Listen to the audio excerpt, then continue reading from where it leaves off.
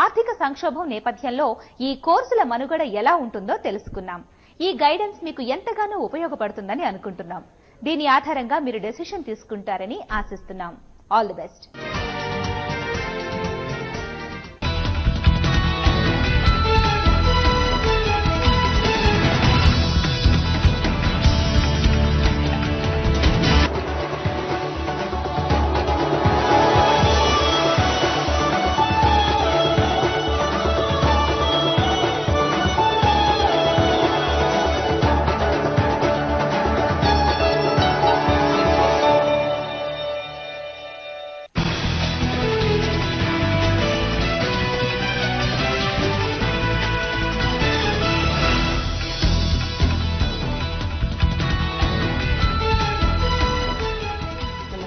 HMTV వార్తలకి స్వాగతం. నేను సంధ్య. ముందుగా ప్రధాన అంశాలు. ఓదార్పంటే ఆర్థిక సాయం ఒక్కటే కాదు, సోనియాకు వైఎస్ జగన్ లేఖ.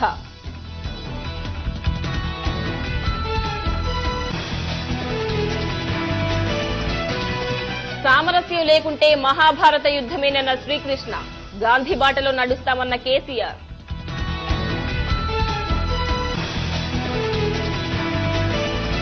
స్కాలర్షిప్ల కోసం విద్యార్థుల ఆందోళన, పోలీసుల లాఠీచార్జ్.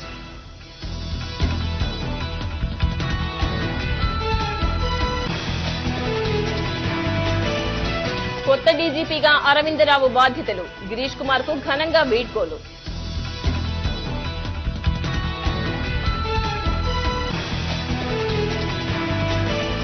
రామమందిరంపై నోరు జారొద్దు, ఎంపీలకు అద్వానీ పిలుపు.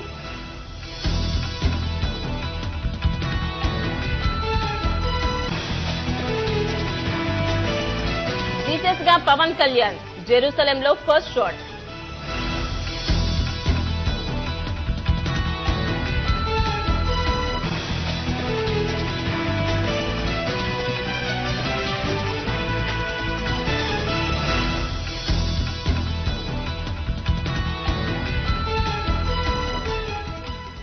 ఏఐసీసీ ప్రకటనపై ఎంపీ వైఎస్ జగన్మోహన్ రెడ్డి స్పందించారు.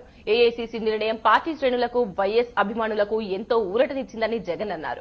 కాంగ్రెస్ అధినేత్రి సోనియా గాంధీకి కృతజ్ఞతలు చెబుతూ లేఖ రాశారు.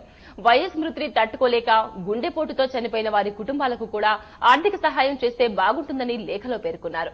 ఆర్థిక సహాయంతో పాటు బాధిత కుటుంబాలను వెళ్లి పలకరించడం సంప్రదాయమని స్పష్టం చేశారు. అందువల్లే తనతో పాటు కాంగ్రెస్ ఎంపీలు, ఎమ్మెల్యేలను కూడా పంపితే యాత్రకు పరిపూర్ణత చేకూరుతుందని అన్నారు.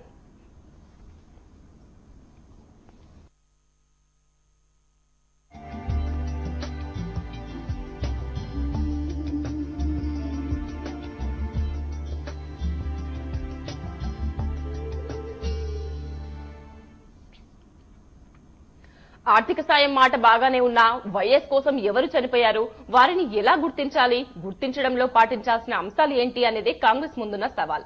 బాధిత కుటుంబాలకు ఏఐసీసీ ఆర్థిక సహాయం అమలుపై అవరోధాలు ఎదురవుతాయేమోనని కాంగ్రెస్ నేతలు అనుమానాలు వ్యక్తం చేస్తున్నారు. దీనికి తోడు తెలంగాణ ఉద్యమంలో చనిపోయిన వారికి కూడా హైకమాండ్ ఆర్థిక సాయం చేయాలనే తాజా డిమాండ్ ని కాంగ్రెస్ నేతలు తెరపైకి తెచ్చారు.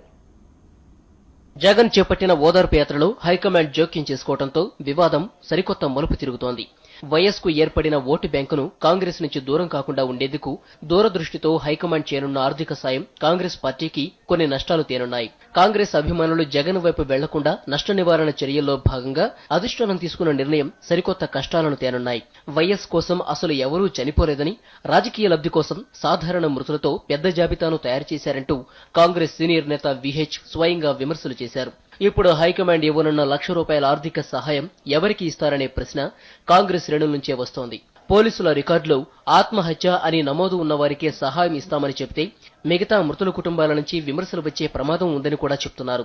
అటు తెలంగాణ ఉద్యమంలో ఆత్మహత్య చేసుకున్న బాధిత కుటుంబాలను కూడా కాంగ్రెస్ ఆదుకోవాలని తెలంగాణ నేతలు డిమాండ్ చేస్తున్నారు. తెలంగాణ మూవ్మెంట్ లో మొన్న ఆత్మహత్య చేసుకున్న వాళ్ళ గురించి తప్పకుండా కాంగ్రెస్ పార్టీ కన్సర్న్ ఎక్స్ప్రెస్ చేసింది. దాని గురించి కూడా కాంగ్రెస్ పార్టీకి ఒక ఆలోచన ఉండే. మరోవైపు ఓదార్పు యాత్రలో కాంగ్రెస్ శ్రేణులు పాల్గొనకుండా ఉండాలనే ఉద్దేశంతో హైకమాండ్ తీసుకున్న నిర్ణయం కింది స్థాయిలో వర్గ విభేదాలను కూడా ప్రోత్సహించే ప్రమాదం ఉందని చెప్తున్నారు. అనేక జిల్లాల్లో ఎంపీలు, ఎమ్మెల్యేలు, డీసీసీ నేతల మధ్య సఖ్యత లేదని, ఇలాంటప్పుడు బాధితులకు ఆర్థిక సాయం చేసే బాధ్యత వారిపై ఉంచడం సరికాదన్న వాదనలు వినిపిస్తున్నాయి. అందువల్లే ఈ కార్యక్రమం అంత సాఫీగా జరిగే అవకాశాలు లేకపోగా జగన్కు ఉపయోగపడే అవకాశాలున్నాయని ఆ వర్గాలంటున్నాయి. ఇక తెలంగాణ రాష్ట్రాన్ని సామరస్యపూర్వకంగానే సాధించుకోవాలి తప్ప ఉద్రిక్తతలు పెంచొద్దని జస్టిస్ శ్రీకృష్ణ సూచించారు. సామరస్యాన్ని పాటించకుంటే మహాభారత యుద్దమే పునరావృతమవుతుందని హితవు పలికారు. కరీంనగర్ జిల్లాలో విస్తృతంగా పర్యటించిన శ్రీకృష్ణ స్థానికుల అభిప్రాయాలను సేకరించారు. మరోవైపు కమిటీ వద్దకు దూసుకువచ్చేందుకు బీజేపీ కార్యకర్తలు ప్రయత్నించారు. వారిని పోలీసులు అదుపులోకి తీసుకున్నారు. విషయం తెలిసిన జస్టిస్ శ్రీకృష్ణ సామరస్యం ఆవశ్యకతను వివరించారు. శాంతిగా సమాధానంగా వస్తారు, లేకపోతే మహాభారత యుద్ధం వస్తుంది.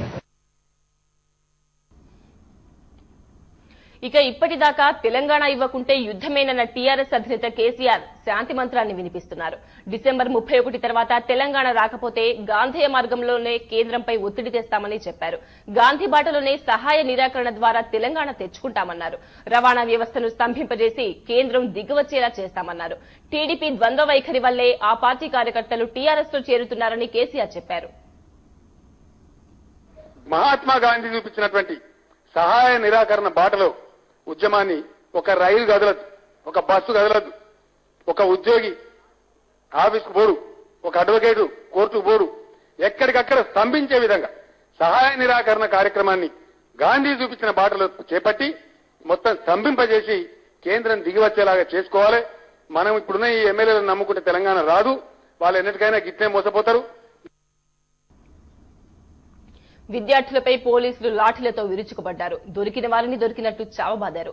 అమ్మాయిల్ని పోలీసులు వదిలిపెట్టలేదు. స్కాలర్షిప్ల కోసం సచివాలయం ముట్టడి ప్రయత్నం ఉద్రిక్తతకు దారితీసింది. హైదరాబాద్ లోనే కాదు జిల్లాల్లోనూ పోలీసులు లాఠీలకు పని చెప్పారు. పీడీఎస్యూ రాష్ట్ర కమిటీ చెలో హైదరాబాద్ పేరిట ర్యాలీ నిర్వహించింది. అనంతరం ముఖ్యమంత్రికి సమస్యలు విన్నవించేందుకు సచివాలయం వైపు వెళ్తూ ఉండగా పోలీసులు అడ్డుకోవడంతో పరిస్థితి ఉద్రిక్తంగా మారింది. ఈ నేపథ్యంలో దాదాపు 600 మంది విద్యార్థులను పోలీసులు అరెస్ట్ చేశారు.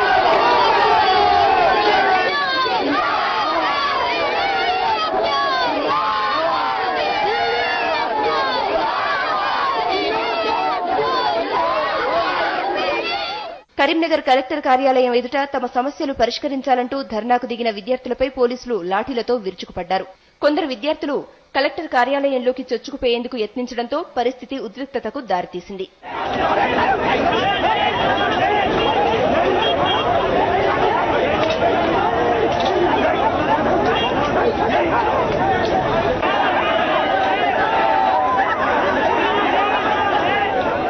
ఆదిలాబాద్ లో ధర్నా చేస్తున్న విద్యార్థులను చెదరగొట్టేందుకు పోలీసులు ప్రయత్నించారు. విద్యార్థులు ప్రతిఘటించడంతో ఇరువురి మధ్య తోపులాట చోటు చేసుకుంది. పోలీసులు వ్యవహరించిన తీరును నిరసిస్తూ విద్యార్థులు జాతీయ రహదారిని బంధించారు. దీంతో పోలీసులు మరోసారి లాఠీలకు పనిచెప్పారు.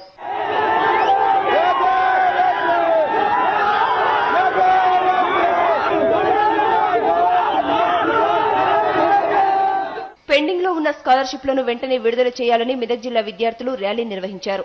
అనంతరం కలెక్టరేట్ ఎదుట బైఠాయించి ప్రభుత్వానికి వ్యతిరేకంగా నినాదాలు చేశారు. కలెక్టర్ కార్యాలయంలోకి వెళ్లేందుకు ప్రయత్నించిన విద్యార్థులను పోలీసులు చెదరగొట్టారు. స్కాలర్షిప్, ఫీజు రియంబర్స్మెంట్ నిధులను వెంటనే విడుదల చేయాలని వరంగల్ జిల్లాలోని పలు విద్యార్థి సంఘాలు నిరసన ర్యాలీ చేపట్టాయి. ర్యాలీ నిర్వహించరాదంటూ పోలీసులు అడ్డుకునే ప్రయత్నం చేయడంతో పోలీసులు విద్యార్థుల మధ్య వాగ్వాదం స్వల్ప లాఠీచార్జికి దారితీసింది.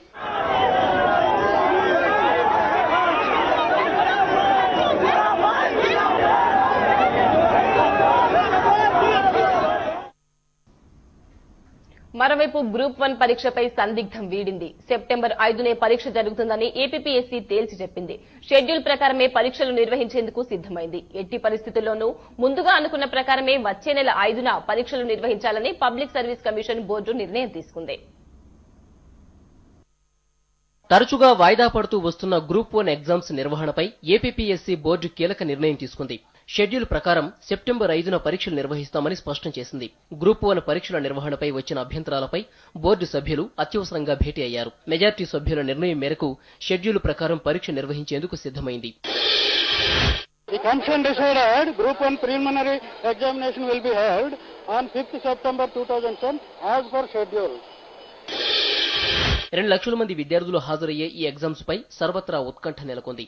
ఎలాగైనా అడ్డుకుని తీరుతామని ఇదివరకే ఓయూ జేఏసీ హెచ్చరికలకు తోడు ఏపీపీఎస్సీ బోర్డు పనితీరునే మొత్తంగా టీఆర్ఎస్ పార్టీ తప్పుపట్టింది. ఏ చైర్మన్ మీద అయితే అనుమానం ఉన్నదని ఎంక్వైరీ జరుగుతుందో ఆయన ఆధ్వర్యంలో మళ్ళీ ఇప్పుడు పరీక్ష ఎట్లా పెడతారు? పరీక్ష పోస్ట్ పోన్ చేయండి. ఆరోపణలు వచ్చిన వ్యక్తి, ఆరోపణలకు గురైన వ్యక్తి, ఎంక్వైరీలో ఉన్న వ్యక్తి మళ్ళీ అది నిర్వహిస్తే మాకు నమ్మకం లేదని విద్యార్థులు గోవాని లొల్లి పెడుతున్నారు. మనం అందరం డిమాండ్ చేస్తున్నాం. కానీ ఇలా ఏపీపీఎస్సీ నిర్ణయం చెప్తారట, యథావిధంగా పరీక్షలు కొనసాగిస్తాం. అంటే జులుం. ఇప్పటికే 2 సార్లు వాయిదా పడ్డ గ్రూప్ 1 పరీక్షలను వాయిదా వేస్తూ వస్తే ఎగ్జామ్స్ నిర్వహణ భవిష్యత్తులో కష్టసాధ్యమని భావించిన బోర్డు ఎలాంటి పరిణామాలు ఎదురైనా పరీక్షల నిర్వహణకే సిద్ధమైంది. ఉస్మానియా యూనివర్సిటీలో బీఎడ్ స్పాట్ వాల్యుయేషన్ ను తెలంగాణ లెక్చరర్లు బహిష్కరించడంతో పరిస్థితి ఉద్రిక్తంగా మారింది. దీంతో వీసీ తిరుపతిరావు స్పాట్ కు వచ్చి లెక్చరర్ల డిమాండ్లు నెరవేర్చేందుకు ప్రయత్నిస్తామని హామీ ఇచ్చారు. ఈ హామీతో లెక్చరర్లు ఆందోళన విరమించారు. తెలంగాణ విద్యార్థులపై పెట్టిన అక్రమ కేసులను ఎత్తివేయాలని, బీఎడ్ స్పాట్ వాల్యుయేషన్ నుంచి సీమాంధ్ర లెక్చరర్లను తొలగించాలని నిరసిస్తూ తెలంగాణ లెక్చరర్లు ఆందోళన చేశారు. తెలంగాణ లెక్చరర్లు స్పాట్ ను బహిష్కరించారు. అడ్మినిస్ట్రేటివ్ బ్లాక్ ముందు బైఠాయించారు. దీంతో ఉస్మానియా యూనివర్సిటీలో ఉద్రిక్త పరిస్థితులు నెలకొన్నాయి. ఉస్మానియా వీసీ తిరుపతిరావు రంగప్రవేశం చేసి నష్ట నివారణ చర్యలను ప్రారంభించారు. విద్యార్థులపై కేసులు ఎత్తివేయడంతో పాటు స్పాట్ నుంచి సీమాంధ్ర లెక్చరర్లను తప్పించేందుకు ప్రయత్నాలు చేస్తామని హామీ ఇచ్చారు. మీడియా అతిగా స్పందించడం వల్లే ఓయూలో గొడవ పెద్దదైందని ఆరోపించారు. మెయిన్ సమస్య ఏంటంటే విద్యార్థులకు గ్యారంటీ కావాలి, సెక్యూరిటీ కావాలి. వాళ్ళు ఎట్టి పరిస్థితుల్లో నష్టపోకూడదు. వాళ్ళ పేపర్లు ఇష్టం వచ్చినట్టు ఎవరు దిద్దకూడదు. దానికి సరైన చర్యలు తీసుకుంటాం. ఇక్కడ పరిస్థితులు ప్రశాంతంగా ఉండేటందుకు, సామరస్యంగా ఉండేటందుకు విద్యార్థులతోని, అధ్యాపకులతోని, మిగతా వాళ్ళతో చర్చించి ఎవరికి నష్టం కాకుండా సరైన నిర్ణయాలు తీసుకుంటామండి. That is the guarantee I'm giving you. అయితే వీసీ హామీలపై నమ్మకంతోనే ఆందోళన విరమిస్తున్నామని తెలంగాణ లెక్చరర్లు తెలిపారు. అయితే పూర్తి స్థాయిలో ప్రకటన చేసేంత వరకు స్పాట్ కు వెళ్లేది లేదని తేల్చి చెప్పారు. మేము చాలా గౌరవప్రదంగా స్వీకరించామండి. ఆయన కన్విన్స్ చేసిండు. మాకు పర్సనల్ గా కొన్ని సమస్యలు ఉన్నాయి కళాశాలలో. ఎందుకంటే కాలేజ్ మేనేజ్మెంట్ లో డబ్బులు సంపాదించాలని రకరకాలుగా వాళ్ళు ప్రయత్నాలు చేస్తా ఉన్నారు. అవన్నీ సార్ దృష్టికి తీసుకొచ్చాము.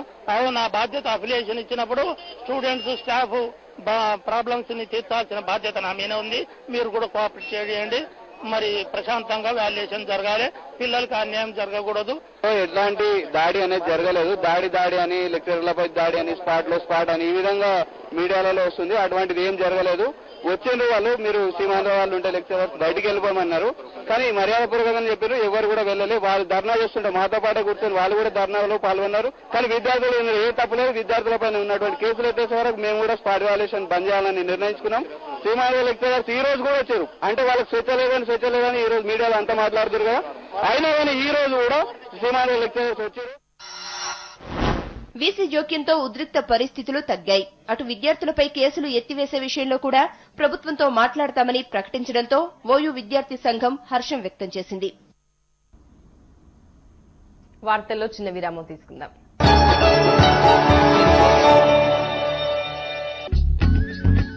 నిస్సహాయంగా పేదరికంలో మగ్గుతున్న మహిళలు, బాలికల జీవితాలను కబళిస్తున్న ట్రాఫికింగ్. ఈ సమస్యపై విశ్లేషణలు, నిరోధించే చర్యలు. అప్పులు తీర్చడానికి మళ్ళీ అదేంటంటే ఒక పెద్ద విశేష సర్కిల్ లాగా దాని నుంచి బయటపడలేక ఆఖరికి ఇంకా ఆడవాళ్లు, ఆడపిల్లల శరీరాలని అమ్మేసే పరిస్థితి కూడా వస్తుంది. అందంగా లేమని బాధపడే టీనేజీ పిల్లల్లో ఆత్మవిశ్వాసాన్ని పెంచటం ఎలా? అందరూ అందంగా ఉండరు. ఒక్కొక్కరిలో ఒక్కో రకమైన అందం ఉంటుంది. వీళ్ళ చదువే వాళ్ళకి అందం అవ్వచ్చు, లేదా వీళ్ళకి వాళ్ళ హైటే అందం అవ్వచ్చు. నువ్వు నేను ఈ రోజు మధ్యాహ్నం 1:30 ఆమె కార్యక్రమంలో. నిన్ను విడిచి ఉండలేనమ్మా ఓ పాడమ్మా, మా సాయిలు సైదులు బీరప్ప మల్లప్ప గొడ్లు గొర్లామె బగుట్టకు అయ్యే శివశివమూర్తివి గణనాదానవు మరుడవు గణనాదా. మొదలయ విన్యాసాలతో కళా బృందాలు గజ్జె కట్టి ఆడిన ఆట, మార్మోగిన పాట. పునః ప్రసారం ఈ రోజు మధ్యాహ్నం 2 గంటలకు మీ హెచ్ఎం టీవీలో.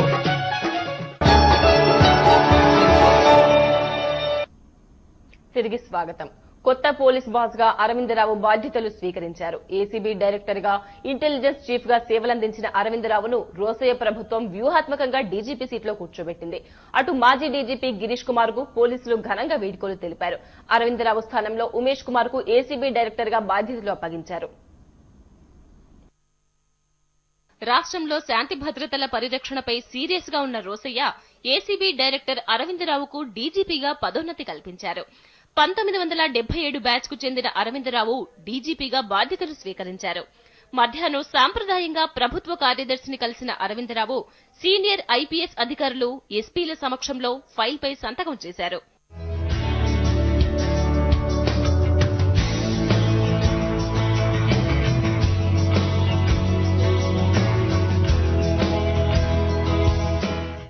రాష్ట్రంలో శాంతి భద్రతల పరిరక్షణే తన ముందున్న ధ్యేయమని కొత్త పోలీస్ బాస్ అరవిందరావు చెప్పారు. మావోయిస్టుల ఏరివేతలో ఇప్పటికే అనుసరిస్తున్న వ్యూహాన్ని అమలు చేస్తామన్నారు. టెర్రరిస్టుల ఆట కట్టించేందుకు పోలీసులకు ప్రత్యేక శిక్షణ ఏర్పాటు చేస్తామని డీజీపీ చెప్పారు. ఈ అవకాశాన్నిచ్చిన ప్రభుత్వానికి అరవిందరావు కృతజ్ఞతలు తెలిపారు. మనకు నంబర్ ఆఫ్ ఇన్సిడెంట్స్ ఇవన్నీ కూడా చూస్తే number of incidents basically that is indicator. So మనకు అనవసరంగా ప్రజల్ని భయపెట్టాల్సినటువంటి పని లేదండి. దాన్ని సరిగా ఎదుర్కోవడానికి మనకు ఆక్టోపస్, తర్వాత కౌంటర్ ఇంటెలిజెన్స్ సెల్, ఇవన్నీ కూడా మన విభాగాలు కొత్తగా డెవలప్ అయిన ఉన్నాయి. వాటి ద్వారా సరిగా సమర్థవంతంగా ఎదుర్కొంటామనే నమ్మకం నాకుందండి. అటు మాజీ డీజీపీ గిరీష్ కుమార్ కు పోలీసులు ఘనంగా వీడ్కోలు తెలిపారు. డీజీపీగా ఏసీబీ డైరెక్టర్ అరవిందరావు బాధ్యతలు స్వీకరించడంతో ఖాళీ అయిన ఆ స్థానంలో ఉమేష్ కుమార్ ను నియమిస్తున్నట్లు ప్రభుత్వం ప్రకటించింది. నిన్నటి వరకు లాజిస్టిక్స్ డిపార్ట్మెంటులో ఉన్న ఉమేష్ కుమార్ కు ఏసీబీ డైరెక్టర్ పగ్గాలు అందించారు.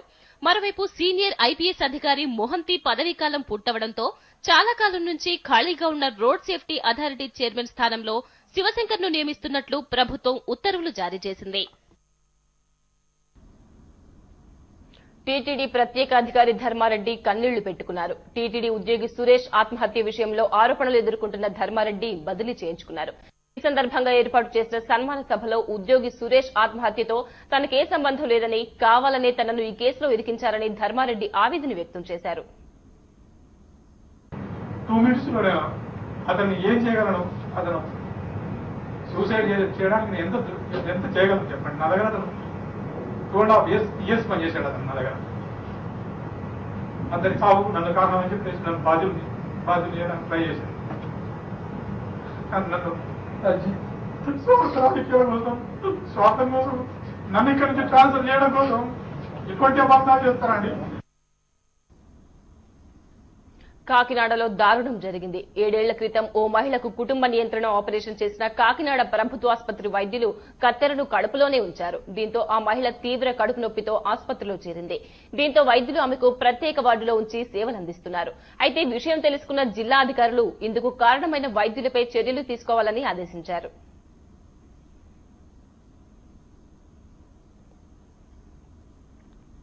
తూర్పు జిల్లా ప్రత్తిపాడు మండలం సుబ్బారెడ్డి సాగర్ కు గండిపడింది. దిగువ గ్రామాలు ముంపుకు గురయ్యే అవకాశం ఉండడంతో ప్రజలను సురక్షిత ప్రాంతాలకు తరలించారు. జిల్లా కలెక్టర్ రవిచంద్ర, స్థానిక ఎమ్మెల్యే పర్వత చిట్టిబాబులు గండి ప్రదేశాన్ని పరిశీలిస్తున్న సమయంలో స్పిల్వే రెగ్యులేటర్ వంతెన కూలడంతో కలెక్టర్ కు స్వల్ప గాయాలయ్యాయి. ఇటీవల కురిసిన భారీ వర్షాలకు సుబ్బారెడ్డి సాగర్ లో గరిష్ట స్థాయిలో నీరు చేరడంతో స్పిల్వే రెగ్యులేటర్ గండిపడింది. దీంతో అధికార యంత్రాంగం అప్రమత్తమైంది.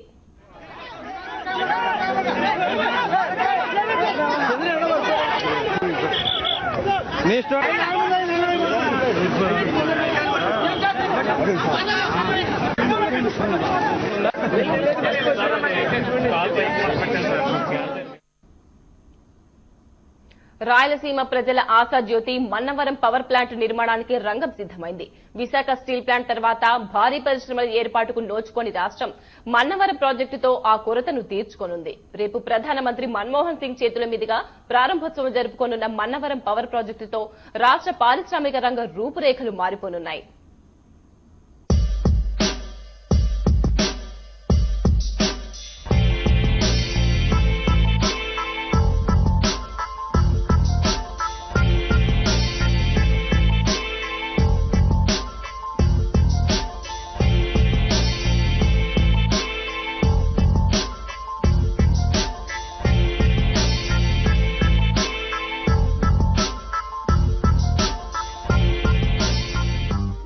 గడిచిన 3 దశాబ్దాలుగా భారీ పరిశ్రమల ఊసేలేని రాష్ట్రంలో ఇప్పుడు మెగా పవర్ ప్లాంట్ నిర్మాణానికి రంగం సిద్ధమవుతోంది. ప్రభుత్వ రంగ కంపెనీలు బెల్, ఎన్టీపీసీల సంయుక్త భాగస్వామ్యంతో 6,000 కోట్ల రూపాయల భారీ వ్యయంతో ఈ ప్లాంటును ఏర్పాటు చేస్తున్నాయి. చిత్తూరు జిల్లా మన్నవరంలో ఏర్పాటు కానున్న ఈ భారీ పవర్ ప్లాంట్ రాయలసీమతో పాటు రాష్ట్ర పారిశ్రామిక రూపురేఖలను మార్చివేయనుంది. మొత్తం 1000 ఎకరాల విస్తీర్ణంలో ఏర్పాటు చేస్తున్న ఈ ప్లాంట్ లో పవర్ ప్లాంట్లకు అవసరమయ్యే భారీ పరికరాలను తయారు చేస్తారు. రాష్ట్రంలోనే అతిపెద్ద ప్లాంట్గా అవతరించనున్న మన్నవరం పవర్ ప్రాజెక్టుకు ఎన్నో ప్రత్యేకతలున్నాయి. ఇప్పటి వరకు ఒక్క పబ్లిక్ సెక్టర్ కంపెనీ కూడా లేని రాయలసీమలో ఇది మొదటి పబ్లిక్ సెక్టర్ కంపెనీగా గుర్తింపు పొందనుంది. దీంతో పాటు ప్రభుత్వ భూములు అధికంగా ఉన్న స్థలంలో ఏర్పాటు చేయడం వల్ల ప్రాజెక్టు వల్ల నష్టపోయిన రైతులు తక్కువగానే ఉన్నారు. అదేవిధంగా పంటలు పండని భూమిని ప్రాజెక్టుకు ఎక్కువ మొత్తంలో కేటాయించారు. ఇక ఈ వివాదరహిత ప్రాజెక్టు ప్రత్యక్షంగా 6,000 మందికి, పరోక్షంగా 25,000 మందికి ఉపాధిని కల్పించనుంది. దీంతో పాటు ప్రాజెక్టుకు అనుబంధంగా ఏర్పాటయ్యే చిన్న తరహా పరిశ్రమలతో మరికొంతమంది ఉపాధిని పొందనున్నారు. 2014 కల్లా నిర్మాణం పూర్తి చేసుకోనున్న ఈ ప్లాంట్ లో 1000 మెగావాట్ల power station, hydro based power station, gas units, matching generators, boilers ను తయారు చేయనున్నారు. ఇక్కడ తయారు చేసిన ఉత్పత్తులను దేశీయ అవసరాలతో పాటు విదేశాలకు ఎగుమతి చేయనున్నట్లు తెలుస్తోంది. ప్రస్తుత సమాచారాన్ని బట్టి కంపెనీ కోసం సేకరించిన 1000 ఎకరాల్లో 700 ఎకరాలను ప్లాంట్ అవసరాల కోసం, 250 ఎకరాలను టౌన్షిప్ల కోసం వినియోగించనున్నారు. 50-50% రేషియోలో 2 కంపెనీలు నిధులు సమకూర్చుకున్నాయి. ప్రాథమికంగా 6,000 కోట్ల పెట్టుబడి పెట్టాలని 2 కంపెనీలు నిర్ణయించాయి. ఇతర రాష్ట్రాల నుంచి తీవ్రమైన పోటీ ఎదురైనప్పటికీ రాష్ట్ర ప్రభుత్వం విపరీతమైన శ్రద్ధ కనబరచడంతో ప్రాజెక్టు నిర్మాణానికి ప్రాథమిక అడ్డంకులు తొలగాయి. ఇప్పటికే పలుసార్లు వాయిదా పడ్డంతో ఆందోళన చెందిన రాష్ట్ర నేతలు ప్రధానిపై ఒత్తిడిని తీవ్రతరం చేయడం కూడా ప్రాజెక్టు పనుల్లో కదలికలను తీసుకొచ్చింది. అందులో భాగంగానే ప్రాజెక్టు ఏర్పాటు ముహూర్తాన్ని కేంద్రం సెప్టెంబర్ 1గా నిర్ణయించింది. ప్రధాని మన్మోహన్ సింగ్ చేతుల మీదుగా ప్రారంభోత్సవం చేసుకోనున్న మన్నవరం పవర్ ప్లాంటుతో రాష్ట్ర పారిశ్రామిక రంగంలో సరికొత్త అధ్యాయం మొదలు కానుంది. ఎన్టీపీసీ, బెల్ సంయుక్త భాగస్వామ్యంలో నిర్మిస్తున్న ఈ ప్లాంటును ఎన్బీపీపీఎల్ గా వ్యవహరించనున్నారు. భోపాల్ దుర్ఘటనలో నిందితులకు కఠిన శిక్షలు విధించాలంటూ ప్రభుత్వం వేసిన పిటిషన్ను సుప్రీంకోర్టు విచారణకు స్వీకరించింది. 1996లో నిందితులపై నేరాల తీవ్రతను తగ్గిస్తూ ఇచ్చిన తీర్పును పునః పరిశీలించనుంది. Union Carbide India Limited company మాజీ చైర్మన్ కేశవ్ మహీంద్రతో పాటు మరో 6గురికి హోమిసైడ్ కేసు కింద నోటీసులు జారీ చేసింది. నోటీసుల కార్యక్రమం పూర్తయిన తర్వాత విచారణ ప్రారంభమవుతుందని కపాడి అధ్యక్షతన త్రిసభ్య ధర్మాసనం స్పష్టం చేసింది.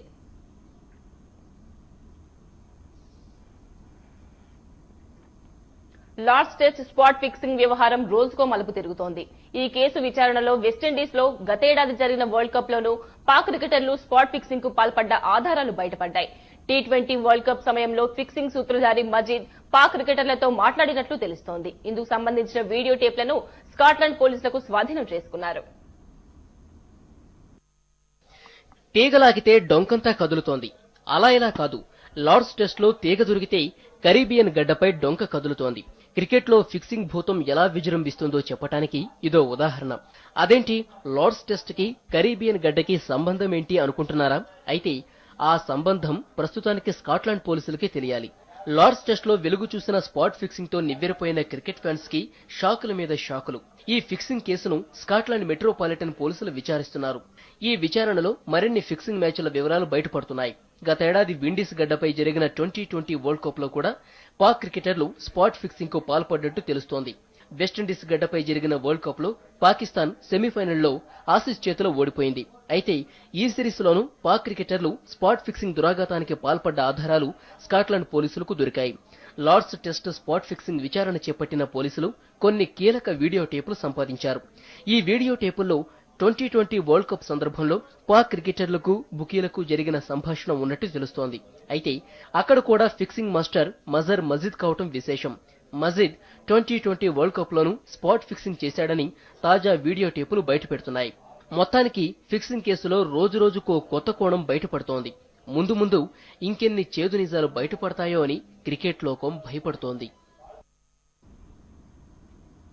యేసుక్రీస్తు జీవిత చరిత్ర ఆధారంగా రూపొందే ఓ చిత్రంలో పవర్ స్టార్ పవన్ కళ్యాణ్ ప్రత్యేక పాత్ర పోషిస్తున్నారు.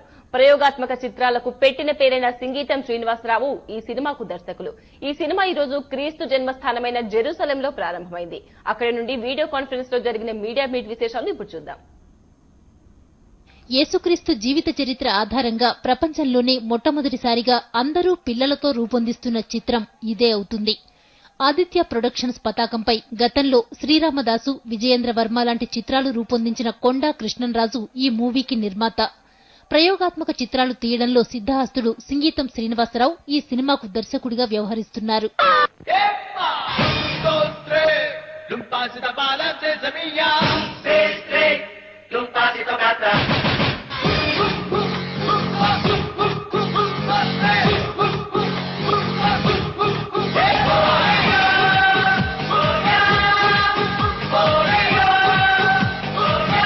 కొమరం పులిగా త్వరలోనే ప్రేక్షకులను అలరించనున్న పవన్ కళ్యాణ్ ఈ మూవీలో కామియా పాత్రను పోషించనుండడం సెన్సేషన్ గా మారింది.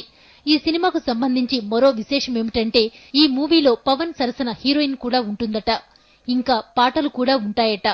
పాటలు కూడా ఉన్న ఈ యేసుక్రీస్తు సినిమాలో పవన్ పాత్ర ఎలా ఉండబోతుందన్నది సస్పెన్స్. అయితే సినిమాకు పవన్ పాత్ర ప్రాణమని, కథని టర్న్ చేసేది పవన్ క్యారెక్టరేనని తెలుస్తోంది.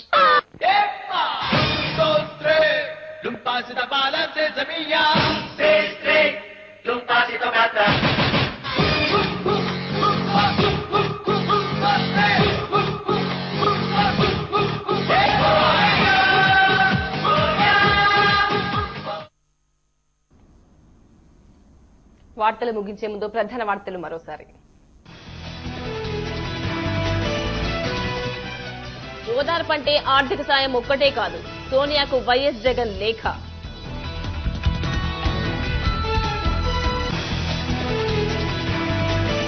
సామరస్యం లేకుంటే మహాభారత యుద్ధమేనన్న శ్రీకృష్ణ, గాంధీ బాటలో నడుస్తామన్న కేసీఆర్.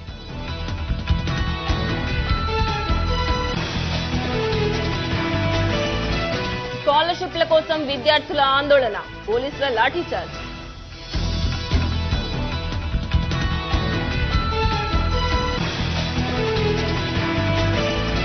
కొత్త డీజీపీగా అరవిందరావు బాధ్యత, గిరీష్ కుమార్ కు ఘనంగా వీడ్కోలు.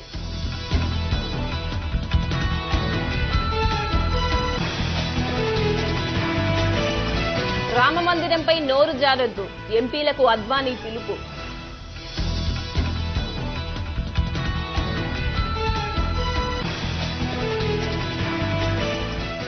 జీసస్ గా పవన్ కళ్యాణ్, జెరూసలంలో ఫస్ట్ షాట్.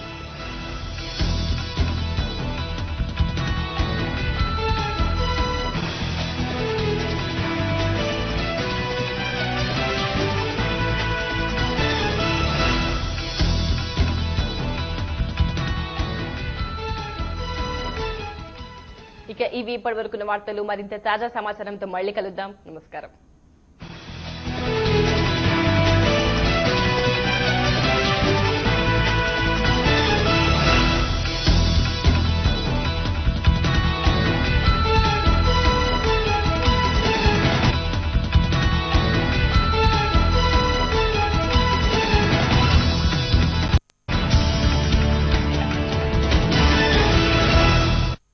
నిన్ను విడిచి ఉండలేనమ్మా ఓ పాటమ్మా, మా సాయిలు సైదులు బీరప్ప మల్లప్ప గొడ్లు గొర్లామె బగుట్టకు అయ్యే శివశివమూర్తివి బదలయ విన్యాసాలతో కళా బృందాలు గజ్జెకట్టి ఆడిన ఆట, మార్మోగిన పాట. పునః ప్రసారం ఈ రోజు మధ్యాహ్నం 2 గంటలకు మీ HMTVలో. పాల దిగుబడి పెంచే మార్గాల కోసం అన్వేషిస్తున్నారా? వర్షాకాలంలో పశువులకు వచ్చే వ్యాధుల గురించి తెలుసా?